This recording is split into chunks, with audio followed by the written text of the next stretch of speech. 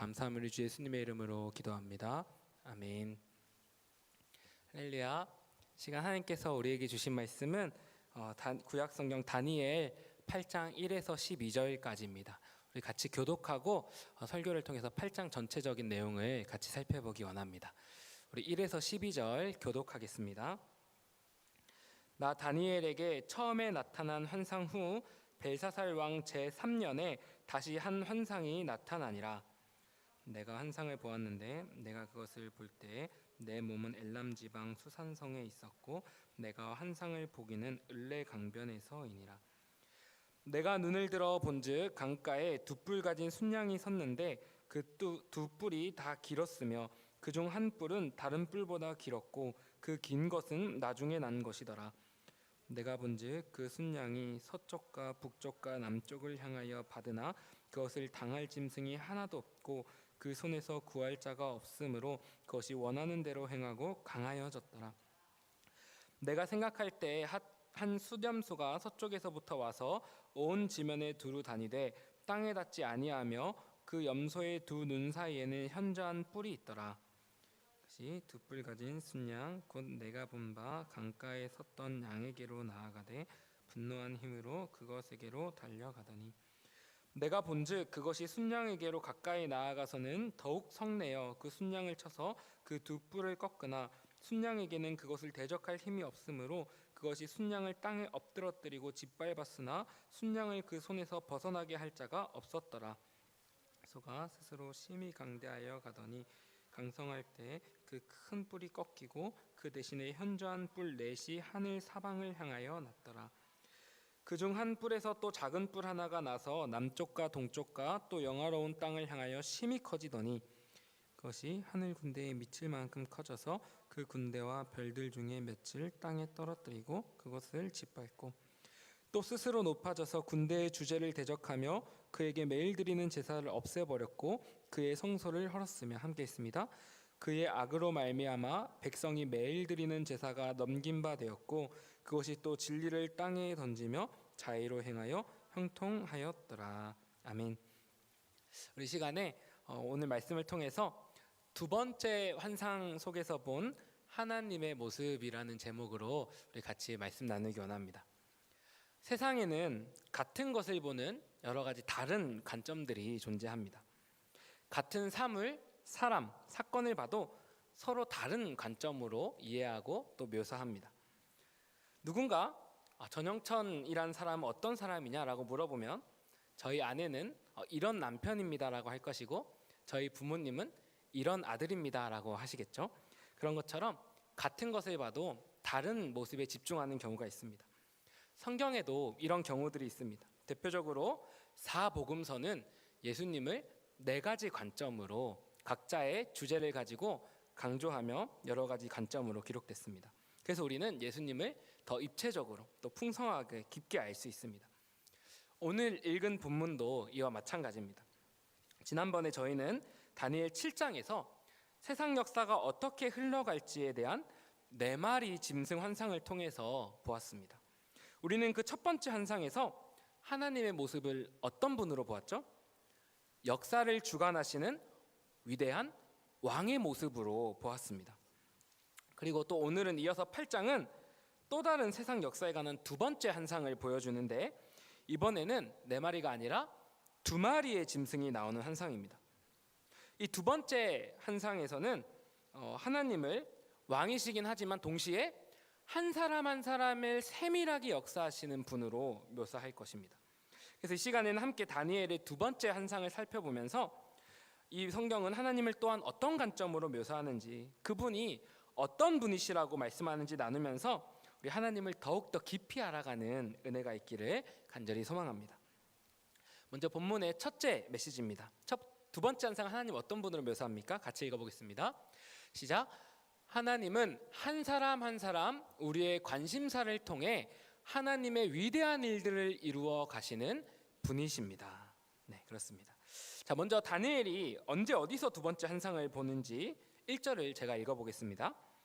나 다니엘에게 처음에 나타난 환상 후 벨사살 왕 제3년에 다시 한 환상이 나타나니라. 아멘. 다니엘은 7장의 첫 번째 환상을 보고 2년 뒤인 BC 548년에 이 두 번째 환상을 봅니다. 근데 이 환상을 어디에서 봅니까? 2절에 보면 내가 환상을 보았는데 내가 그것을 볼 때 내 몸은 어디죠?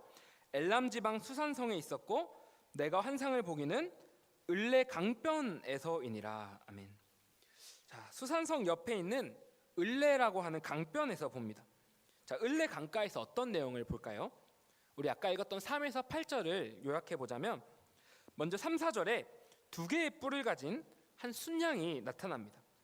이 두 뿔은 각각 메대와 바사라는 큰 제국을 상징합니다. 그 순양이 서쪽, 북쪽, 남쪽을 향해 들이박으면서 자기 힘을 과시하고 있습니다. 자, 그런데 그때 5절을 보면 또 다른 하나의 뿔을 가진 순염소가 등장하는데 이것은 우리가 많이 들어본 헬라 제국의 알렉산더 대왕입니다. 그 순염소는 발이 땅에 닿지도 않을 만큼 빠르게 온 땅을 다 정복해 갑니다.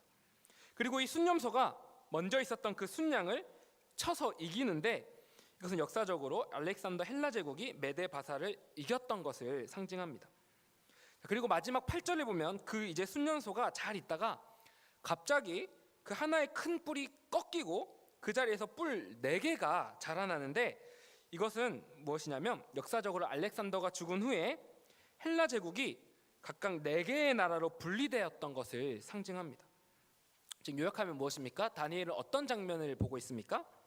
즉 하나님께서 다니엘에게 한 강가에서 세상의 역사가 어떻게 흘러갈지, 다시 말해 정치에 관해서 보여주시고 있는 겁니다. 자, 그런데 구약 성경에는 또 한 명 이와 비슷하게 강가에서 환상을 본 사람이 있습니다. 바로 에스겔 선지자입니다. 에스겔 1장 1절과 3절 제가 읽어보겠습니다.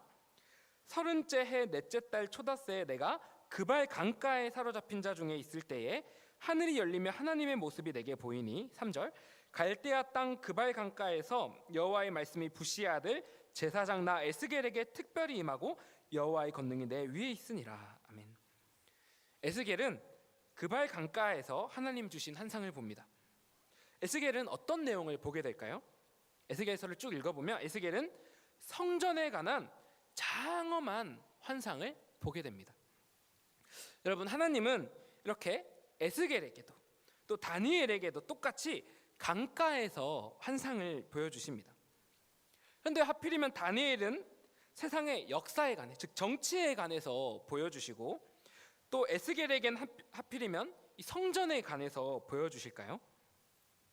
그 이유는 바로 그들의 직업, 또 경험, 관심사, 또 재능에 따라서입니다. 여러분, 에스겔의 직업은 무엇입니까? 우리 아까 읽었던 3절에 보면 제사장 나 에스겔에게, 그는 제사장입니다.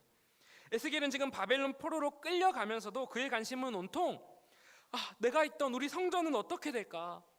내가 하나님께 제사 지내던 그곳, 내가 사랑하던 그곳, 성전은 어떻게 될까? 그의 관심은 온통 성전에 있었고 하나님은 바로 그런 그에게 이 성전의 미래, 성전이 어떻게 될 것인가에 관한 환상을 보여주시면서 하나님의 위대한 일에 그를 사용하신 겁니다. 마찬가지로 다니엘은 어떤 사람이었습니까? 바벨론과 바사의 총리로 살았고 즉 정치인으로 평생을 보낸 다니엘의 관심사는 바로 정치였습니다. 이 세상이 어떻게 흘러갈까? 이 세상의 진정한 왕은 누구일까?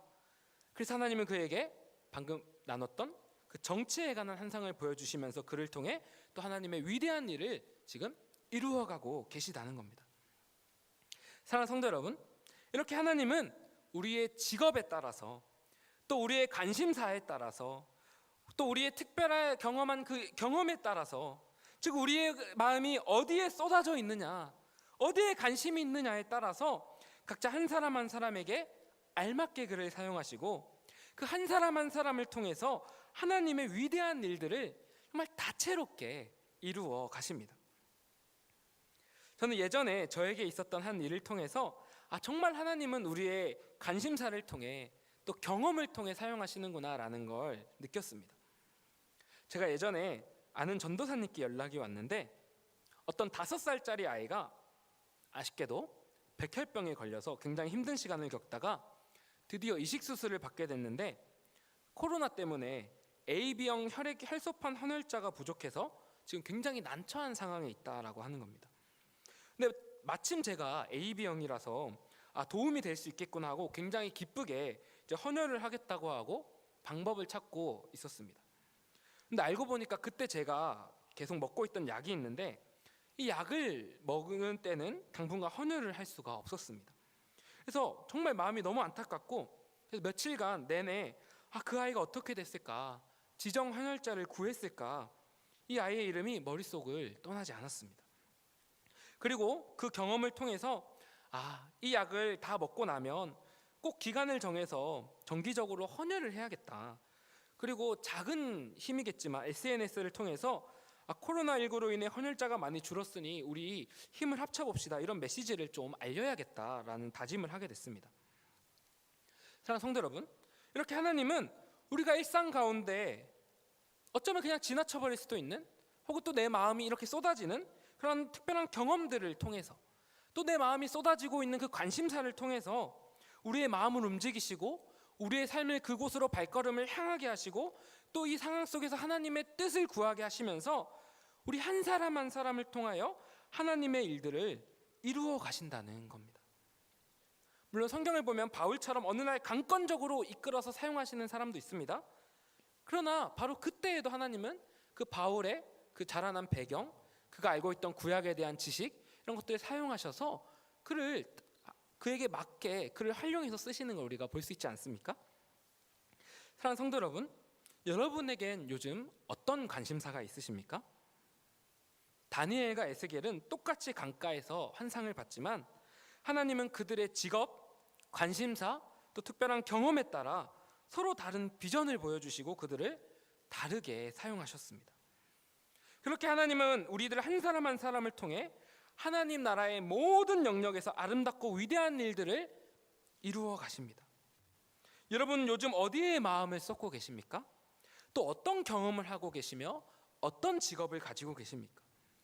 그 관심을, 그 경험을, 그 재능을 하나님께 가지고 와서 우리 각자의 자리에서 하나님의 나라를 섬기는 것에 사용되실 수 있기를 간절히 소망합니다. 여러분, 만약 아이들을 향한, 다음 세대를 향한 관심과 사랑이 있으십니까? 나는 그냥 살고 있는데 내 주위에 계속 아이들이 있고 눈에 어른거리고 사랑스럽고 그들을 향해 마음이 쏟아지십니까? 그렇다면 우리 교육부서 다음 세대를 섬겨주시기를 간절히 소망합니다. 교사를 하셔도 좋고 그 외에 다른 내가 할 수 있는 내 재능을 무엇이든 사용해서 함께 하나님 나라를 이루어 가길 소망합니다. 또 에스겔처럼 예배에 열심이 있으십니까? 그렇다면 예배에 필요한 여러 가지 섬김들을 감당해 주시기 바랍니다. 헌금위원으로, 또 이 자리에서 대표 기도로, 또 여러 가지 안내로 우리 예배를 그 자리에서 섬겨주실 수 있기를 소망합니다. 또 지금은 코로나로 어렵겠지만 혹시 요리에 관심이 있으신 분들이 계십니까? 또 요리로, 또 주방봉사로 우리 공동체를 적재적소에 섬겨주시기를 간절히 소망합니다. 이렇게 하나님은 우리의 관심사를 통해 그 사람에게 맞는 일을 통해 하나님 나라를 이루어 가십니다. 우리 그분께 쓰임 받아서 하나님 나라의 위대한 일들을 이뤄가는 우리 모든 공동체 지체들 되시기를 간절히 소망합니다. 자, 그렇다면 다니엘의 관심사에 따라 보여주셨던 그 환상은 이제 어떤 메시지를 담고 있었습니까? 우리 두 번째 메시지를 같이 한번 읽어보겠습니다. 시작.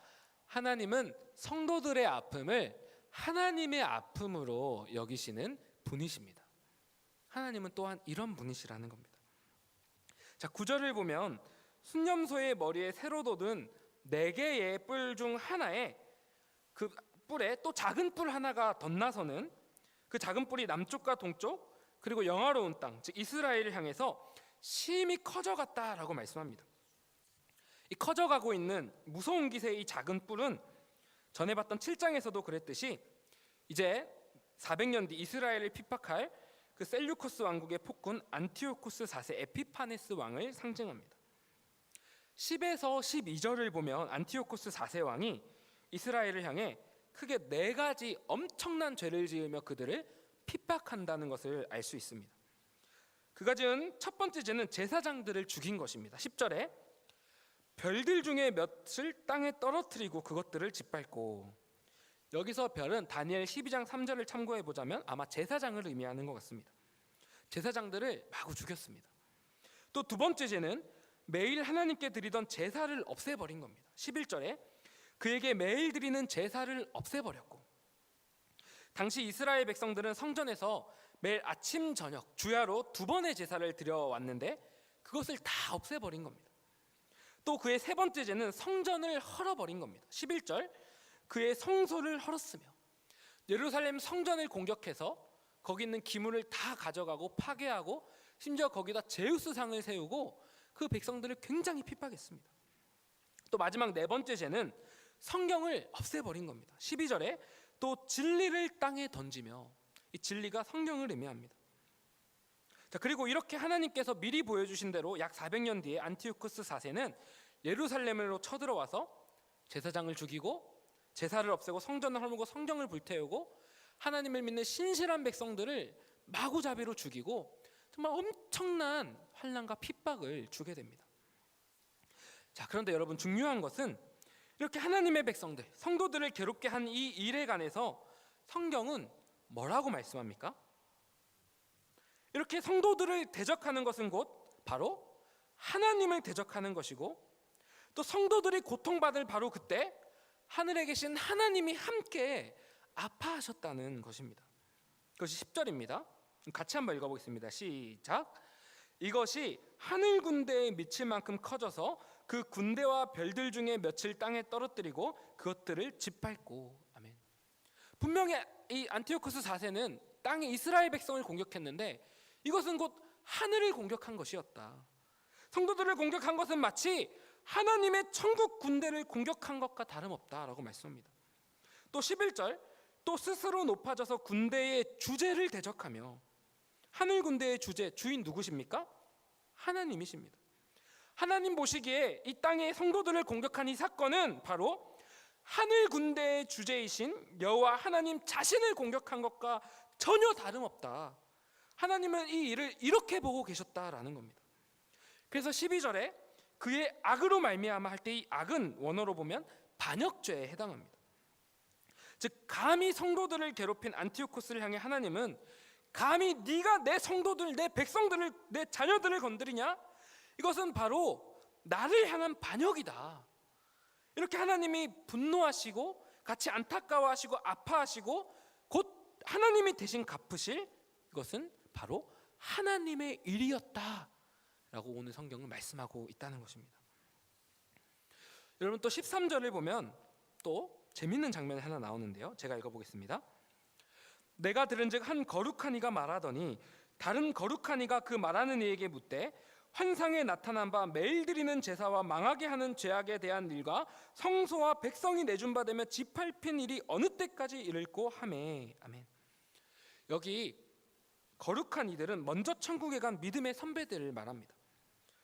즉 이 땅에서 하나님 백성들이 고통을 당하자 천국에 먼저 간 믿음의 선진들이 너무 안타까워하면서 이 일이 어느 때까지 이를꼬, 우리 믿음의 후배들이 언제까지 힘들어할까 탄식하면서 같이 아파하면서 보고 있다는 것입니다. 비슷한 장면이 신약의 요한계시록 6장 10절에도 나옵니다. 큰 소리로 불러 이르되 거룩하고 참되신 대주제여, 땅에 거하는 자들을 심판하여 우리 피를 갚아주지 아니하시기를 어느 때까지 하시려 하나이까 하니. 아멘. 이렇게 우리 성도들이 땅에서 어려운 일을 당하고 있을 때 하늘에 계신 우리 하나님 아버지도 함께 아파하시고, 또 하나님과 함께 모든 그 천국의 우리 선진들 백성들이 함께 그 아픔, 우리의 아픔을 함께 공감하고 함께 안타까운 마음으로 우리와 함께 하고 있다라는 것입니다. 그래서 이 장면을 해석하던 한 신학자는 책에 이렇게 적었습니다. 성도들이 다치면 하늘도 다친다. 짧지만 강력하게 말하고 있습니다. 우리가 이 사실을 제일 강렬하게 보게 된 성경 구절이 어디입니까? 바로 사도 바울이 사울이던 시절에 그에게 처음 나타나셨던 예수님의 불같은 호통 장면입니다. 사도행전 9장 4절에 땅에 엎드러져 들음에 소리가 있어 이르시되 사울아 사울아 네가 어찌하여 나를 박해하느냐 하시거늘. 아멘.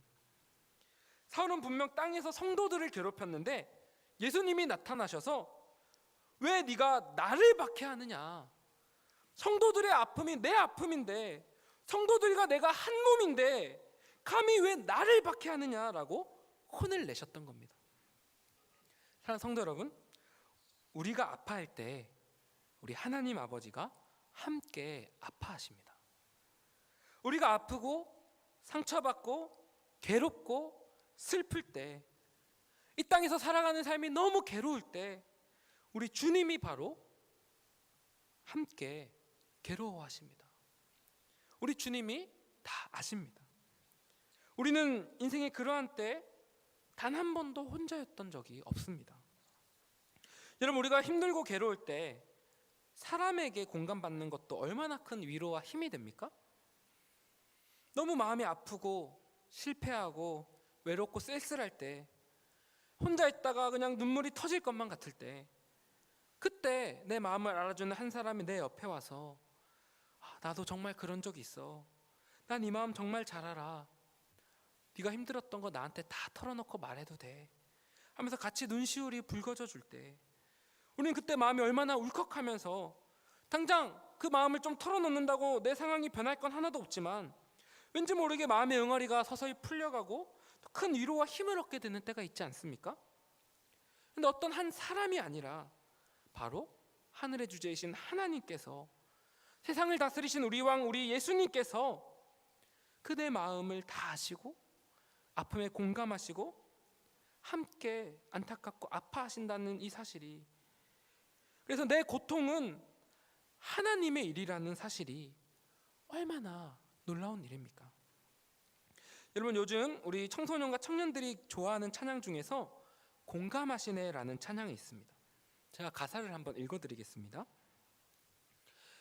혼자서만 세상을 사는 듯 주가 멀어 보이기만 할 때 우리는 바라보아야 하네, 우리에게 오셨던 그 주님을. 주님이 우리의 아픈 마음을 아시네, 가까이서 우리의 아픔에 공감하시네. 우리 가운데 찾아오셨던 그 주님이 우리의 모든 상황에 공감하시네. 아멘.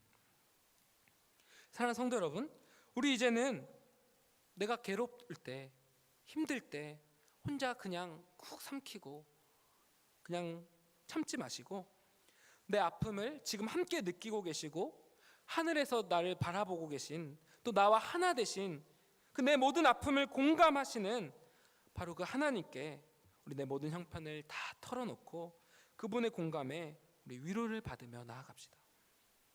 어떻게 합니까? 우리는 기도를 통해서 하나님께 둘만의 이야기를 털어놓습니다. 또 우리 큐티 말씀 묵상을 통해서 그분의 세밀하고 따뜻한 음성을 들읍시다. 여러분, 큐티가 quiet time, 조용한 말씀 묵상 시간이지 않습니까? 근데 때때로 우리가 혼자 골방에서 큐티를 하다 보면 이 세상은, 내 방 안은 너무나 조용한데 지금 내 마음 안에서는 하나님의 말씀이 살아 요동치기 시작하고 그 내 아팠던 마음을 휘저으며 하나님의 위대한 사랑이 큰 파도처럼 몰려올 때가 우리 있지 않습니까? 우리 여러분, 언제 마지막으로 하나님의 그 공감하심을 경험하셨습니까? 우리가 기도와 말씀 가운데 하나님의 그 공감하심에 우리 눈이 다 부을 정도로 눈물 콧물 흘리며 울게 될 때가 있지 않습니까? 우리 다시 그 시간을 회복하고 다른 곳이 아니라 하나님의 공감하심에서 새로 위로를 얻고 새 힘을 얻어 살아갑시다. 그때 우리는 공감하시고 함께 아파하시는 하나님의 위로에 다시 회복됨을 경험하게 될 것입니다. 우리 모두 그 공감하시는 하나님을 통해 모든 이 땅에서 아픔으로부터 일어나게 되시기를 간절히 축복합니다. 자, 그렇다면 마지막으로 하나님이 우리 아픔을 다 아시기 때문에 하나님은 그 우리의 아픔을 이제 어떻게 해주십니까? 본문의 셋째 메시지 같이 읽어보겠습니다. 시작. 하나님은 우리의 어떤 큰 아픔에도 반드시 끝을 정해놓으신 분이십니다.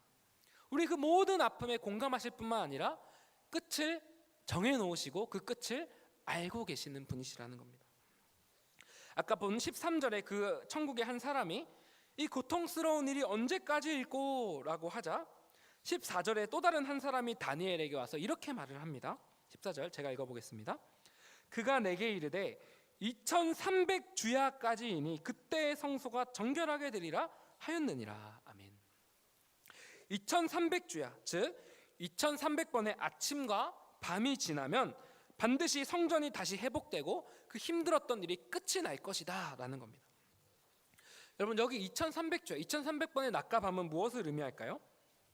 아까 제가 이스라엘 사람들이 하루 2번 성전에서 아침과 저녁 주야에 제사를 드렸다고 했습니다. 그래서 이 2300주야는 2300번의 아침과 저녁 제사를 의미합니다. 여러분, 그러면 2300주야는 총 며칠입니까? 하루에 2번씩 제사를 지내니까 일수로 하면 그 절반인 1150일로 3년이 조금 넘는 시간입니다. 자, 그런데 놀라운 것은 역사를 보면 이 예언이 주어지고 약 400년 뒤에 안티오쿠스가 성전을 헐어버렸을 때 정말로 3년하고 10일이 지나서 2300주야 정도 흐르고 나서 그 성전이 회복되고 그 핍박이 끝났다라는 것입니다. 어느 날 하나님께서 그 안티오쿠스 4세를 데리고 가셔가지고 그 핍박이 끝나고 맙니다. 그런데 이 당시에 다니엘은 이 예언이 2300주야가 무슨 뜻인지를 몰랐습니다. 그래서 이게 무슨 말인가 다니엘이 궁금해하고 있는데 그때 가브리엘 천사가 나타나서 환상에 이렇게 말씀합니다. 17절에 같이 한번 읽어보겠습니다. 시작. 그가 내가 선 곳으로 나왔는데 그가 나올 때 내가 두려워서 얼굴을 땅에 대고 엎드리매 그가 내게 이르되 인자야 깨달아 알라 이 환상은 정한 때 끝에 관한 것이니라. 아멘. 자, 이 2300주야는 하나님이 이 고통의 시간이 끝날 때를 정해 놓으셨고 그 끝이 언젠지 아신다, 정한 때 끝이 있다라는 말씀이다라고 알려주는 겁니다. 또 19절을도 보면 마찬가지로 이 고통의 시간에는 하나님이 정하신 끝이 있다, 이런 위로와 소망의 메시지가 있습니다. 자, 그런데 안타깝게도 18절을 보면 다니엘은 환상 속에서 이 고통스러운 장면들을 계속 보다가 그러면 너무 지쳐서 혼수 상태와 같은 깊은 잠에 빠지고 맙니다.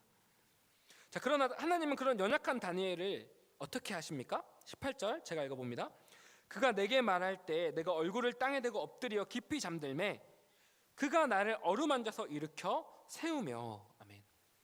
이 환상의 고통스러운 장면에 지쳐서 쓰러진 다니엘을 다시 어루만지시고 그를 일으켜 세우시고 다시 새 힘을 주십니다. 또다시 마지막으로 한 번 더 소망의 메시지를 주십니다. 그게 25, 26절인데 우리 같이 한번 읽어보겠습니다. 시작. 많은 무리를 멸하며 또 스스로 서서 만왕의 왕을 대적할 것이나 그가 사람의 손으로 말미암지 아니하고 깨지리라. 이미 말한 바 주야에 대한 환상은 확실하니 너는 그 환상을 간직하라. 이는 여러 날 후의 일임이라 하더라. 아멘.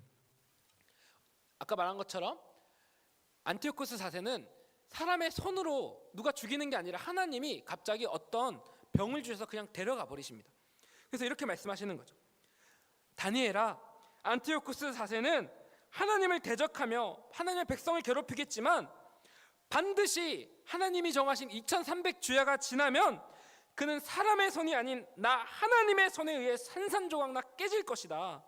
지금 그때 하나님의 백성은 고통스럽겠지만 2300주야 내가 정한 끝의 때가 있음을 반드시 기억하고 간직하고 그때까지 이겨내라.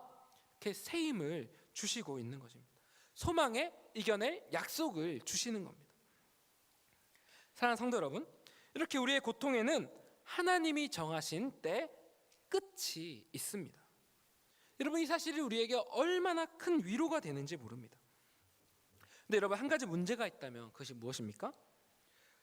그 정한 때 끝이 언제인지 우리 하나님은 아시지만 이 고통의 때 거의 혼수 상태에 빠졌던 그 다니엘처럼 연약한 우리는 늘 어떻습니까? 우리는 그 정하신 끝이 때가 언제인지, 얼마나 더 견디고 참아야 그 정하신 끝이 오는지 우리는 모른다는 것입니다. 그것이 우리의 문제입니다. 여러분, 저는 군대에 있을 때 이 문제에 대해서 생각해 본 적이 있습니다. 병사들이 매일 보는 컴퓨터 프로그램이 하나 있는데 저녁일 계산기라는 겁니다. 내 입대 날짜와 저녁 날짜를 거기 입력을 하면 그것을 총 100%로 환산해서 하루에 조금씩 게이지가 차는 겁니다. 퍼센트로. 자, 그런데 630일이 넘는 군대 기간 중에 하루가 지나면 저녁일까지 몇 퍼센트가 찰까요? 하루에 0.14%가 찹니다. 일주일 동안 고생해서 일주일이 꼬박 지나도 채 1%가 차지 않습니다. 절망적이죠. 근데 여러분, 그 더디고 괴로운 군 생활을 어떻게 견뎌냅니까? 비록 하루에 0.14%지만 끝은 반드시 정해져 있고 그게 언젠지 아니까 그래도 참고 견뎌보는 겁니다. 근데 우리 인생의 실전에서는 어떻습니까? 이 고통스러운 시간이 대체 언제 끝날까? 아니 끝나기는 하는 걸까? 정말 막연하고 깜깜하고, 그래서 우리는 때로 자포자기해버리고 소망의 끈을 놓아버린다는 것입니다. 그러나 여러분, 오늘 하나님은 다니엘처럼 지쳐있는 우리에게 뭐라고 말씀하시며 우리의 손을 잡고 다시 일으켜 주십니까? 아니다. 네 고통의 그 고통의 시간에는 반드시 내가 정한 때 끝이 있다. 2300주야가 지나면 성소가 반드시 회복되는 것처럼 내가 정한 때 끝이 되면 너의 그 고통은 끝이 난다. 그리고 나의 그 뜻이 이루어지고 너의 삶에 다시 한번 그 견고한 나의 뜻이 이루어질 것이다. 그러니 소망을 가져라. 넌 혼자가 아니잖니. 네 고통은 바로 내 일이잖니. 오늘 이 메시지를 우리에게 주고 계시다는 겁니다. 그렇게 하나님은 지친 우리를 어루만져 일으켜 세우십니다. 위로와 소망의 약속을 주시고 하나님의 이 소망을 꼭 기억하고 간직하고 살라고 말씀하십니다. 여러분, 제가 예전에 봤던 김남구 목사님이 쓰신 오 아브라함이라는 책이 있습니다. 거기에 이런 내용이 적혀 있었습니다. 보여주시겠습니까? 우리가 누군가를 믿는다는 것은 내가 잘 믿어주는 사람이라서가 아니라 그 대상이 믿을 만한 사람이니까 믿을 수 있는 것이다. 다시 말해보겠습니다. 내가 누군가를 믿는다는 것은 내가 잘 믿어주는 사람이라서가 아니라 내가 믿는 그 대상, 믿을 사람이 믿을 만한 사람이기 때문에 우리가 믿어준다는 것입니다. 여러분, 같은 원리로 우리가 하나님을 믿고 산다는 건 역시 내가 하나님을 믿을 수 있는 능력이 좋아서 하나님을 믿어드리는 게 아니라는 겁니다. 하나님이 정말로 믿을 만하신 분이시기 때문에, 신실하신 분이시기 때문에 우리가 그분을 믿고 그분을 의지하며 우리가 살아갈 수 있다라는 것입니다. 아멘입니까? 우리가 믿는 그 하나님은 얼마만큼 믿을 만한 분이십니까? 오늘 말씀을 보면 내 모든 고통의 끝을 아시는 분이시며 그 끝이 이르기까지 나의 고통을 하나님의 고통으로 여기시며 우리와 끝까지 함께하며 우리의 그 고통스러운 삶의 기간을 채우시며 하나님의 뜻을 우리 삶에 이루어 주시는 분이시라는 겁니다. 그래서 우리는 이렇게까지 고백할 수가 있습니다. 하나님은 내 인생의 처음과 끝을, 제 고난에 정하신 끝을 아시는 분이십니다. 그래서 저는 제 인생을 당신 손에 맡깁니다. 제 고통의 끝을 아시는 하나님, 저는 당신을 믿사오니 그 고통의 끝에 당신의 뜻을 이루어 주시옵소서. 우리는 바로 여기까지, 이 믿음의 자리까지 나아갈 수 있습니다. 그것이 바로 오늘 성경이 우리에게 요구하는 믿음의 자리입니다. 우리 나의 고난과 고통이 아무리 크다 할지라도 거기엔 반드시 하나님이 정하신 끝이 있음을 믿읍시다. 그러면 우리 믿음을 놓지 말고 삶을 포기하지 말고 인생을 포기하지 맙시다. 소망의 끈을 놓아버리지 맙시다. 아니, 내 고난의 끝을 아시는 하나님을 이제 나아가 의지하고 다니엘처럼 쓰러져 있는 그 자리에서 일어나서 그분의 손에 내 삶을 내어 맡겨드립시다. 내 인생의 핸들을, 내 인생 여정의 끝을 정확히 아시는 바로 그분께 내어 드립시다. 그때 하나님은 나를 붙들어 일으키시고 내 마음의 소망을 간직하게 하시고 내 인생을 이끌어 가실 것입니다. 내 고통의 정하신 끝을 아시는, 그렇게 나보다 나를 잘 아시는 바로 그분께 내 모든 것을 맡겨드리는 가장 지혜롭게 인생을 사시는 우리 모두 되시기를 주님의 이름으로 간절히 축복합니다. 오늘 말씀을 맺습니다. 반주 부탁드리겠습니다. 오늘 말씀을 준비하면서 떠올랐던 찬양이 한 곡 있습니다. 바로 하나님 아버지라는 찬양입니다. 이 찬양의 고백 속에는 이런 내용이 있습니다. 나는 참 약하고 두려움도 많지만 그럼에도 바로 그런 하나님이 나의 아버지시라는 것이 정말 다행입니다. 여러분, 오늘 성경이 말씀하는 우리 아버지는 어떤 분이십니까? 오늘 우리 말씀을 통해서 우리 아버지 어떤 분이심을 함께 나눴습니까? 먼저 내 아버지는 나보다 나를 더 잘 아시는 분이십니다. 그래서 나의 관심사, 나의 재능, 나의 경험, 그것들을 무시하고 나를 마구 갖다 쓰시는 분이 아니십니다. 내 아버지는 나의 경험과 관심사와 마음을 다 아시고 나를 가장 알맞은 곳에서 사용해 주시는 참 따뜻하고 배려심 많으신 아버지십니다. 여러분, 또 오늘 이 두 번째 환상 속 아버지는 어떤 모습이십니까? 자녀인 우리의 아픔을 무시하지 않으시고 너 왜 그것도 못 견디니 하지 않으시고 우리 아픔에 늘 함께 아파하시며, 그래서 심지어 나와 완전히 하나가 되실 정도로 나를 공감하시는 눈물 많고 마음 따뜻하신 아버지십니다. 여러분, 또 우리 아버지는 어떤 분이시죠? 내 고난의 끝을 다 아시고 나에게 포기치 않을 소망과 위로와 견뎌낼 힘을 날마다 공급하시며 나와 함께 하시는 능력의 아버지십니다. 여러분, 그분이 우리 아버지신 게 얼마나 다행인지 모릅니다.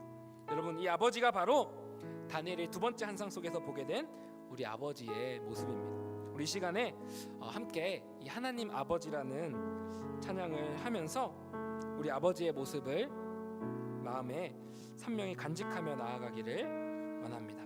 우리 이 시간에 하나님 아버지 같이 고백하겠습니다. 하나님, 제게 참 두려운 게 많습니다. 잘 모르는 것도 너무 많습니다.